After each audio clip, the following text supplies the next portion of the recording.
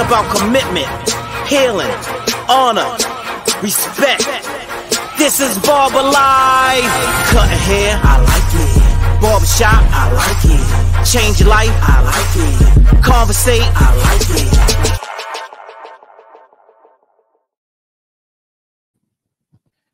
Peace, peace. This is Conscious Heads Barbering Boot Camp. And the Barbering Boot Camp is not just for the students that I teach in my boot camp, but it's to further the education on barbering. We got a good one here for you today. We have the barber Paul Jones with us today, and we try to bring inspirational people to our platform, people that's done things in the barbering field, people that's made a name for themselves in the barbering field, and just to inspire others to want to be in this field, to want to do well in this field. Many times people come with ambition. Hey, I want to be a barber. I want to be a boss. I want to run my own shop. I want to do this and I want to do that. But it ain't just that simple. It ain't that simple. You know what I'm saying? It take work. And to be a boss, you don't have a person cracking the whip on your back. You got to crack the whip yourself. You got to discipline yourself enough to get up at 6, 7, 8 a.m. in the morning. You know what I'm talking about? You know what I mean? It's a lot of sacrifices that you have to make in order to be a boss, in order to get into this field. You know what I mean? So it's a lot to go with it, but it ain't hard. You know what I mean? But it take dedication and take commitment. So we have our brother Paul with us today. How you feeling today, good brother? Great, brother. How are you? Man, I'm doing wonderful, brother. I appreciate you coming through to talk with us at Conscious Heads Barbering Boot Camp. We call this making the necessary MTNA. Make the necessary adjustments. You know what I'm saying? And we talk about that. You know, my mom who passed away almost a year ago, and that was one of the sayings that me and my sister kept hearing her say, you know, when she was actually, you know, going through what she was going through. And she kept saying, we never heard this before. And she was like, make the necessary adjustments, make the necessary adjustments. And it was something that she just kept saying.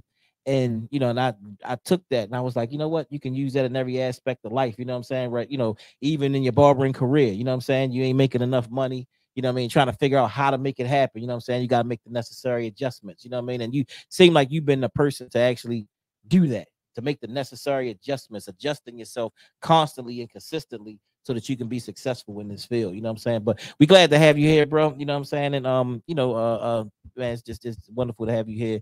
And we just wanted to start off, man. You know what I mean? Tell us a little bit about yourself. I mean, I know you are an entrepreneur.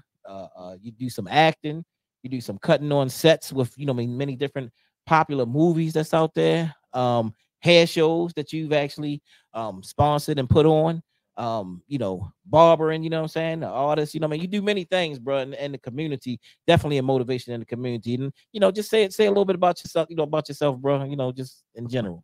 I'm always the type of person that I feel as though that I try to be where I need to be, because I didn't have that influence when I came up. I did a lot of guessing and then found a lot of good mentors along the way. So that actually helped me grow and be who I am. Because all the stuff that I've ever done was a big guess. Like, hey, you know, let's see what happens if I do this. Let's see what happens if I do that. So at this moment, everything, like I said, in my life, I go in full force, and I'm so good of a character that it just worked out for me. It works in my favor. Okay. So. Got you. So, man, look, let's go back a little bit. You know what I mean? And you know, tell us a little bit about you growing up. You know what I'm saying? What growing up and what made you want to cut hair? So, my mom's is a senior cosmetologist.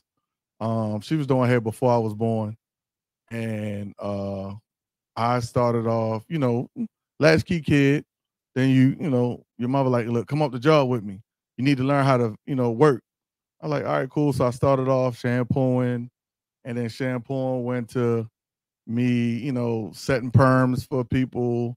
And then that went to me, just, you know, in all forms of hair.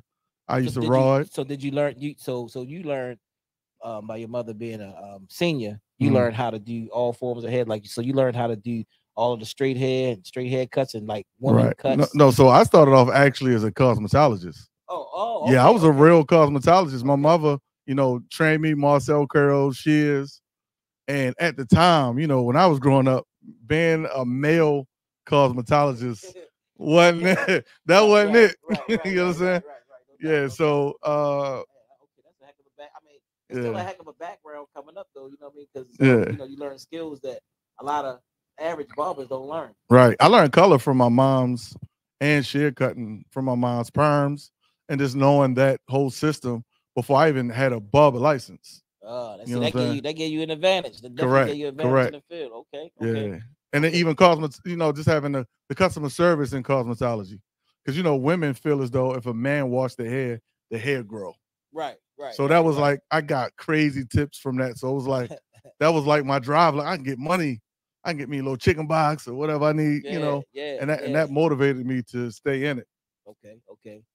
So you started off in cosmetology, and then it's like, all right, man, I don't really like, you know what I'm saying? Like, you know, no, I loved it. You loved it. I love cosmetology, but like I told you, just it wasn't the image of even if you think about in our time, you know, we came up like pretty much in the same time. You're probably a little older, but you know, men who were in hair, they looked a certain kind of way. Yeah.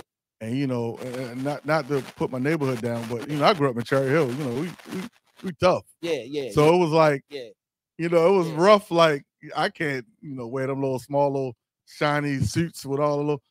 Now I did meet Cool C. Cool C was a cool dude that was from Bronner Brothers. Right. I think he's from Chicago.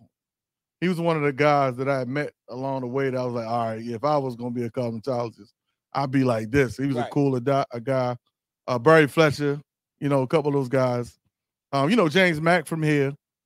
He was with the Hair Gangsters back in the day. I met them. I used to go to all the hair shows with my mother. So I seen a lot of hair, you know, in my life. Okay. Yeah. Advantage. You had that. You had an edge from the start. Okay. Correct. Okay. So then, you come up. So then you say, all right, you wanted to go full time with the barbering. Yeah. Thing. Now, what age was you when you decided that? So I never not cut hair. You know, I always cut hair. I started off at my mom's shop, and she was inside the senior citizen building at the time. And at that time, you know, the seniors would let me come down, let me mess their haircuts up and all that. And then it was across the street was a Asian guy, and I would always go over there and just talk. I'm a very friendly guy, so I would always go over there and talk. And then one day he was like, "You cut hair?" I was like, "Yeah." He's like, "I'm gonna let you cut my hair." So when I first cut his hair, man, you talking about sweat dripping down my back on straight hair. It was amazing. The feeling of your heart dancing, you never doing something, and he wanted me to do a fade which I've never done. It ended up as a bald head, but you know, or real low cut, I should say. Yeah, I tell people all the time, you know, I'm saying in my classes that, you know, don't be scared. I mean, you know, somebody's gonna be a victim for you. You know what I mean? No question. There's gonna be a lot of people that's gonna be victims for you. And I heard you speaking on one of your interviews, and you was talking about it's people that don't speak to you to this day. You know what I'm saying? And we a lot of us got the same story, bro. I got some people that still pissed at me to this day, you know, because you know, like, come on, man. You know, because I was experimenting. I started cutting hair when I was in the 7th grade. When I was in 7th grade was when I started to experiment with cutting hair and all. But same thing, you know what I'm saying? When you think you know what I'm saying, and you get that, you know what I mean? And a different texture of hair, man. It's like, oh man, this ain't come out. It's even some I ain't gonna say, I don't like saying black, but some huge men, men of color, that hair is straighter than normal hair. Yeah. Right. So I went across and I'm telling you, I've murdered some haircuts. Hey. I mean, and so so we try to tell everybody out here, you know what I'm saying? When you first starting off, some of y'all want to be so perfect. I'm gonna put this out when I get, you know what I mean, when I get here and when I do this and do that. Like, look, man, it's a journey. You just you gotta open up your barbering third eye. You know what I'm saying? You know what I mean? When you able to see when you first start off, even when I start off my classes, it's very mechanical. Right. And I do stuff like step by step, how you hold the clippers and turning the clippers and doing all that stuff. And then after a while, it becomes like you start to flow with it. You know what I'm saying? And get the flow comfortable. Right. Then you start to see. Right. You know what I mean? First up, you know what I mean? I'm telling you, take that line. You see that line right there? They can't really see it. You know what I'm saying? They ain't ready yet. It's a little dark right there. You know what I'm saying? They can't really see it. But then as you start to get into it, that third eye start to develop, and then you just flow with it. You know what I'm saying? And that's when you become on a professional level, when you just start to see and your eyes start to open up. You know what I'm saying? And you get it. You're like, oh, okay, I'm getting it. I can see now. I can fully see. You know what I'm saying? So your third eye open. You know what I mean? At an early age, it seems. And you know, like you said, we done messed some people up, hacked some people up. Oh man, but I'm gonna tell you, I learned I messed up. To learn how to get as good as I am. Exactly. But that got you again to where you at today. Correct. And then from there, some of those people that you messed up or got you to the point where you got the clients that you have today. Right. Now, you start off, when did you really start to open up your barbering third eye where you really start to understand? So I was working at it was a spot on Erdman Avenue, Harlem Blues. That was Erdman in Bel Air. Oh, okay. Yeah. So I was like freelancing at this time. I was just trying to figure it out. I knew how to cut hair. I was cutting hair in the house and, you know, cutting hair in my mom's shop, just trying to figure it out, cutting my brothers and cousins. And my brother was going to this dude on that was at Harlem Blues. Yeah. He was the owner. He told me, come down here, give me a try. So, you know, me just being around that guy is like, he was amazing to me at that time. And I was like, well, what I'm doing is like bottom compared to what he's doing and the years of experience that he had. So I stressed like I need to get better. So I just messed up until I got great. Yeah. I just kept trying. And at that time, I think about it now, they got videos on YouTube. And when I was messing up, we had books. We had the books that come through. And that was it. Yeah, I tell them, you know what I mean? When I started in 7th grade, like I was like, I went to the barbershop, but not on a regular. Right. You know, so it wasn't no YouTube. I had to figure it out. You know what I'm saying? Like you sitting in barbershops talking to people. Yeah, talking to people. And there was a guy around the way who used to cut hair. And he inspired me, but he didn't teach me though, because he was like a bully dude. You know what I'm saying? Right. He was older than me. You know what I mean? Always, you know what I mean? Getting punchy in the chest and stuff. You know what I mean? But you know, you had to just watch and just try to figure it out and really think. You know what I mean, about the whole process. Correct. And everything. Yes. You know what I'm saying? So yeah, that's good. So you start doing that, and then you start getting into now. You start doing the Beijing's. It was me and when I was in school, it was a dude named Elliot, and you know we went around. Now you went to Avera's, Avera's on Pratt Street though. On Pratt Street, before you know, now it's a pizza spot, but back in the day that was the spot to go to. Sal, you know, So I had a homeboy that went to school with me. His name was Elliot. Okay, a good friend, man. Like what's up, my best friend. We was like best friend in barbering. You know what I mean? So. His shape ups was amazing. I'm talking about out of this world, and I could blend. Yeah. You know, from all the years, I always learned how to blend like that. So I would blend. He would do that, and then we would always go to all the barbershops in the area, everywhere in Baltimore. You know, Earl and Wood and Cusack and Feli, all them guys. We'd go sit in their shops and absorb as much as we could. Right. You know, and they was doing Jings at the time. Yeah. You know, Wood was real big on Jings and North Avenue. Yeah. So we would go up there and sit up there. And then eventually, man, Elliot said, man, we're going to go down Philly and figure it out. So we went down Philly and we figured it out. When we became great, because, you know, I already had color background.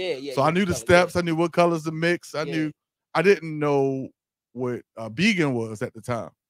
So I was like, I never worked with this color. So it was like, I want to see how they work with the color. And then I can add my expertise to it and my art skills to it to make it better. Yeah. Right. Yeah. And that's what I did. Okay. Yeah. So that's how I really got into winning the big competitions and all that.